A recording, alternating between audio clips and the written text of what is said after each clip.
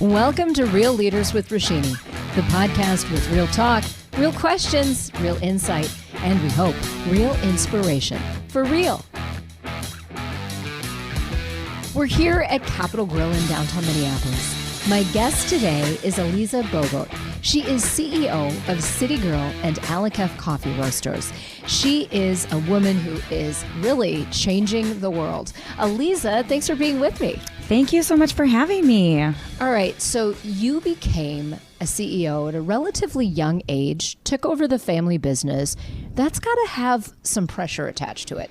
Yeah, I think first and foremost, just being a young woman CEO in general has a lot of pressure. But then when you add the additional component of coming in and stepping into a family business that's been around for, it was 25 years at the time when I was stepping in. And so we've got a lot of fantastic customers who have been with us since virtually the beginning of the business, and fabulous employees who have also been with us for a really long time. So it's really important, or it was really important for me to make sure that I kind of paved my own path, but also paid homage and sincerity to the legacy and the history of the business, and stayed true to sort of who we are and who we were, and keeping that all in mind.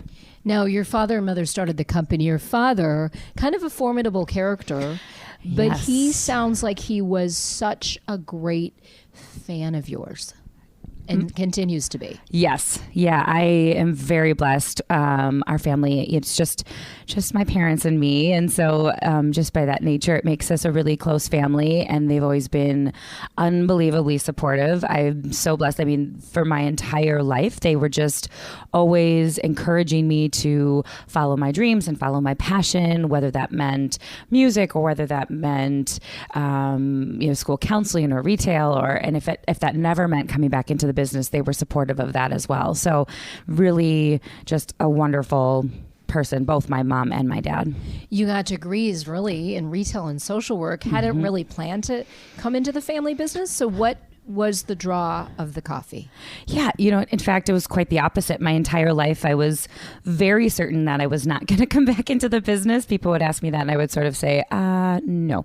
But then when my parents really decided they were done, they were ready to retire, there was just something sort of in my soul. There was a red flag kind of tugging at my soul that I didn't want to ignore. And fortunately, I had a lot going on that summer in relationship to kind of coming back home for some friends' weddings, and had a conversation with actually my best friend's husband on the way up to their wedding. And he was just really excited about the potential opportunity. He was with General Mills at the time. And I just remember we were just kind of talking about what might this look like. And he was so excited about it. And it kind of made me really excited about it.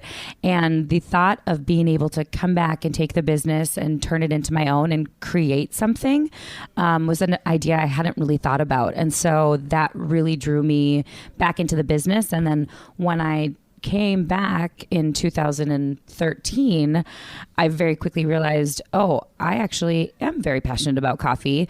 It's more than just in my veins, it's in my blood. Not everyone can say that. You have also really made one of the cornerstone of your leadership mission, empowering women of coffee around the world. What does that mean? Yeah. So the way that City Girl really was created was as I mentioned, I didn't want to just come back and take my parents' business the way it was. I really wanted to create something and make it my own. But I didn't know what that yet looked like. And so an importer friend of ours, or an importer whom we worked with, invited me to breakfast for an organization called the International Women's Coffee Alliance. And that was really just as more of a way to introduce me to other women in the coffee industry. And that year they were gearing up for a biannual conference in Colombia. And so as sort of a way to get people interested in coming to that conference, a gentleman came on stage and told a story about a husband and wife who owned a farm in Colombia. And because Colombia's been so war-torn, unfortunately, the husband had to go and fight in the war and was killed. And so the wife took ownership of the farm, and a key piece of their machinery broke down. And she went to the bank to look for a loan, and they refused it to her because she was a woman.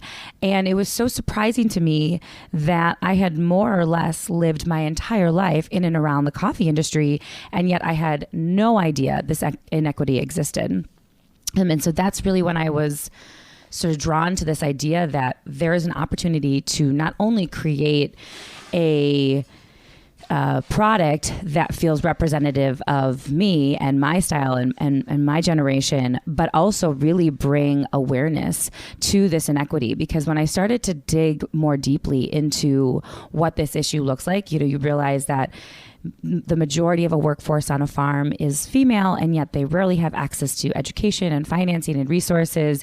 In fact, less than 1% of the world's titled land is owned by women. And when I started to dig in and realize some of those statistics, and then what the larger implications for these communities mean when women actually do have access to these things, it was so important for me to bring attention to that at a larger consumer level. And you've traveled far and wide, partly for the business, but also kind of a fun fact, you've traveled to 5 different continents. I have. And yes. You want to hit all of them, though. I want to hit all of them. I don't know if I'll ever make it to like Antarctica. Well, you never but know. never say it's never. It's getting more and more possible. Exactly. Never say never. My father's from Morocco originally.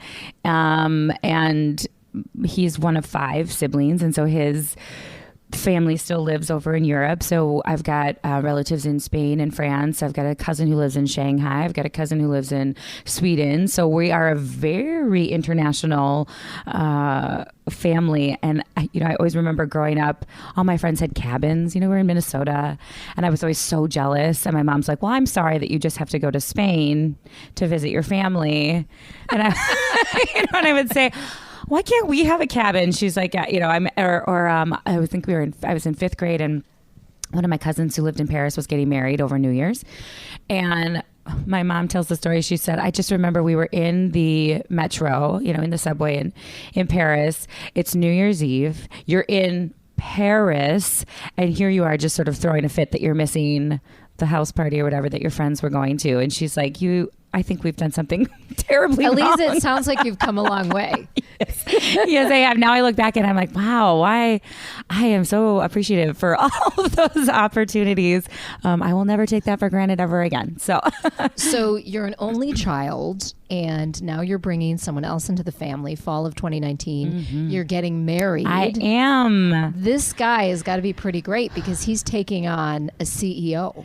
Yeah, I won the lottery with that one for sure. Yeah, he is surrounded, or was surrounded his entire life by very successful and empowered women as well. So when we met, and he told me kind of what his mom does and what his sister does, and I said, "Okay, we've got no problem. You're used to this." And he comes from a larger blended family, so I'm finally kind of getting all those siblings and bigger family that I've always wanted. So he's pretty great. That is very exciting. All right. So I went a little deep with my research, and I found out that you tried out for American Idol twice. I did. So you must be a good singer. Well, originally in my life, I wanted to be on Broadway. I wanted to be I've been singing and playing piano since I was 5. I've been songwriting since I was probably 7 or 8. I wrote a CD in high school.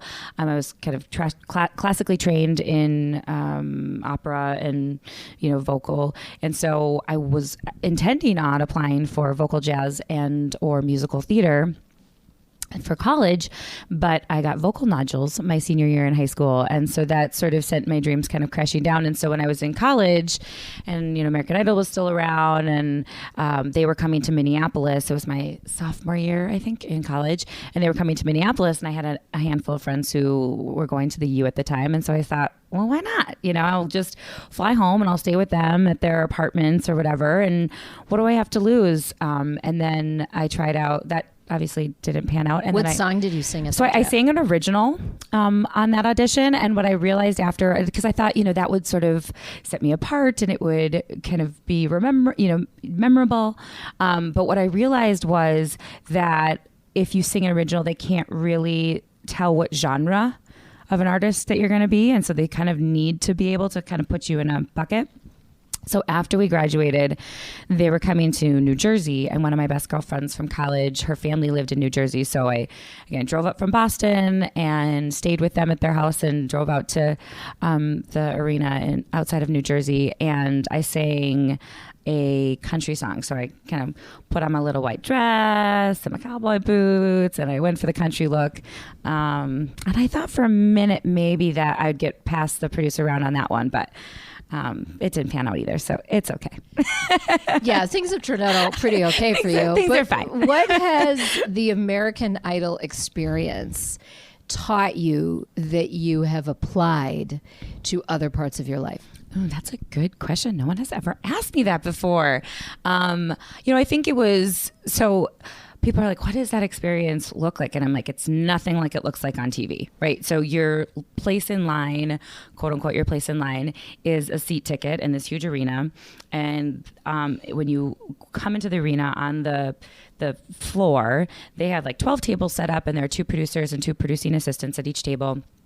They just bring you down in these huge, massive sections and line you up across the tables, like 4D, 4 across, 7 deep or whatever. And they just point at you, and you have like 30 seconds to sing. And this is just in front of the producers. So you're not in front of Paula and Randy and Simon. That's like 7 stages down the road. They just tell you, like, if you make it there, you have to look exactly the way you did on your first date. But this is like months before, right? So they point at you and you have like 30 seconds. So I remember I was kind of third over. So they pointed to the first person, then the second person, and people were like, yeah, okay, whatever. And then they get to me, and I kind of sang my song, and everybody in my line and like 4 or 5 behind me, everyone was like whooping and hollering and cheering. I was like, okay, I did okay, and then they were like, no, thank you. And so I think what that made me realize is you can do something as well and execute something as well as you think you possibly can, and it just might not exactly turn out the way you want to, but that doesn't mean that people didn't admire you for the work that you've done. So what I kind of mean by that is, just because you didn't achieve the original goal doesn't mean that you didn't achieve something successful, because I made really great friends that day. I had a blast. I didn't end up on the show, but it was such a good experience. And so I didn't walk away. I wasn't really that bummed. I was just kind of like, well, it was a really fun day. And I got some really good feedback from the people around me, some of whom were really good singers as well. So that felt really validating. And look, here you get to talk about it on Real Leaders with Roshini. Exactly. And relive that time. Yeah. So the world of coffee is very competitive. Very. How are you making City Girl and Alyzas Roasters stand out? And I understand, to speak in a little business jargon, the margins are slim. Mm-hmm. There's, you have to really be a cut above. Yeah. Again, that was the biggest thing that I realized when I came back to take the business was my parents had built this fabulous company. It was very profitable. It was very reputable. It was known for quality service and a quality product. But they hadn't invested in the branding, the marketing, the advertising, mostly because they didn't really need to, because when they started in the 90s, they were sort of one of a handful of folks in Minnesota who were doing specialty coffee, right? So then all of these companies came after them, and they did a fabulous job of marketing and branding and creating that consumer buy-in. And so when I came back and I would say, go and do demos, and we're Alyzas Coffee Roasters. Oh, is that a new business? I'd say, no, we've been around since 1990. It's like we were this best kept secret, which isn't ideal when you're creating a brand. And so that was, a whole part of creating the City Girl brand and company, because we wanted to create something that consumers could quickly identify with, that was important to them, that aligned with their value system. And not that Alyzas doesn't do that, but we were able to kind of create a brand that spoke to a whole generation of consumers who valued women empowerment, who valued the supply chain, and who valued sustainability and what that means for the future of this industry. And, because a lot of my competitors are fair trade, do certified organic, roast to order, private label. I mean, whatever you name it, the list goes on and on.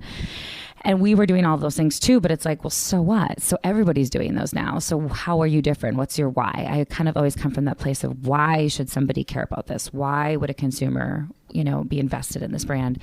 And really, we are not the only, nor were we the first, or do I think we will be the last to focus in on women coffee producers. And that excites me, but I think we are simply the loudest.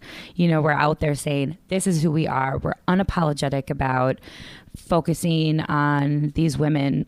Sometimes I think people say, well, isn't that sort of contradictory to empowerment because you're sort of alienating men? And says it's not about that. It's not about alienating men, male farmers, or kind of chastising anything. It's really, they already have access to these things.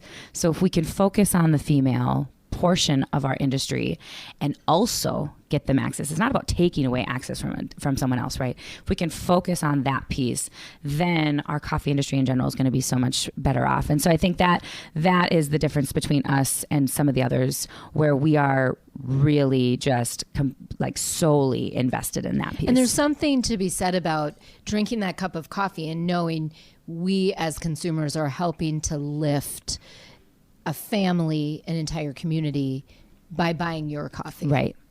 Yeah. And exactly. It is a beautiful label. People can buy it all over the country. How can people find City Girl Coffee? Yeah, so we are pretty much everywhere right now. So we, if you're locally in the Midwest, Lunds and Barley's, Kowalski's, Hy-Vee, we're in all the Minnesota Targets. We're in the Minnesota Hy-Vees, Whole Foods. And online also. Yep, and online. Amazon has both of our brands. You can find either City Girl or Alyzas Coffee Roasters on Amazon. And then you can visit our websites at citygirlcoffee.com or alyzas.com. What's that little secret touch that maybe we can do to our coffee if we don't want to drink it plain, because I'm sure it's delicious? Mm-hmm. What is that added little secret touch that the CEO of City Girl Coffee can tell us?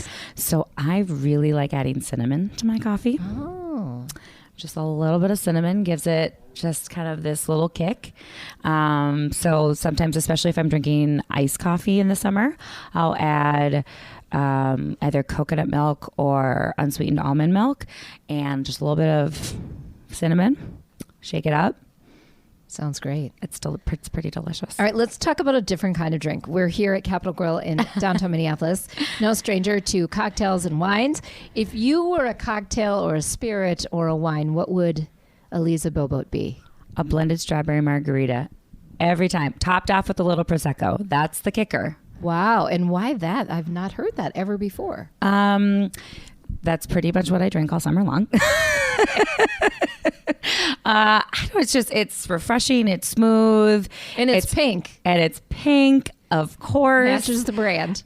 I mean, when people, I went to a meeting yesterday and I was wearing a hot pink jumpsuit and she's like, you're wearing your colors. And I said, yeah, this is just how I dress. Like, this is not, people said, why pink? And I said, because if you saw my closet, you would know, then this is very authentic. This is my favorite color. So it's pink, of course. And the Prosecco just adds a little bit of surprise. And I think I just, and it's bubbly and I'm very bubbly. Well, I'm guessing a lot of people would say you add a little bit of surprise. That's a possibility. Yeah. Yeah. Alyza, thanks so much for being with us. Thank you so much. It was such a pleasure. Until next time, keep it real.